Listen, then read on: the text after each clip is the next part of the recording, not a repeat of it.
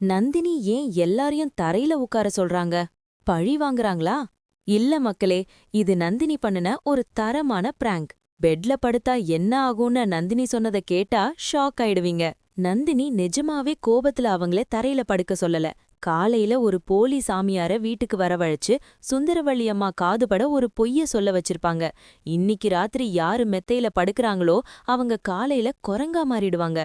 இத கேட்டு பயந்து போய் தான் சுந்தரவள்ளி அம்மா ஐயோ நான் தரையிலேயே படுத்துக்கிறேன்னு அலறாங்க. நந்தினி சாமி குத்தம்னு சொல்லி பயமுறுத்துறதெல்லாம் டிராமா. உண்மையிலேயே அவங்க எல்லாரையும் தரையில படுக்க வச்சுட்டு நந்தினி ஏசி ரூம்ல ஜாலியா கால் மேல கால் போட்டு தூங்க பிளான் பண்ணிட்டாங்க. சுந்தரவள்ளி அம்மா பாவம் குரங்கா மாறிருவோன்னு பயந்து விடிய விடிய தரையில உருண்டுட்டு இருக்காங்க. இப்படி ஒரு காமெடி ட்ராக் நடந்தா எப்படி இருக்கும்? நன்வினி இந்த மாதிரி பிராங்க் பண்ணா நல்லா இருக்குமா? உங்க கற்பனைய கமெண்ட்ல சொல்லுங்க. மறக்காம சப்ஸ்கிரைப் பண்ணுங்க. டாடா.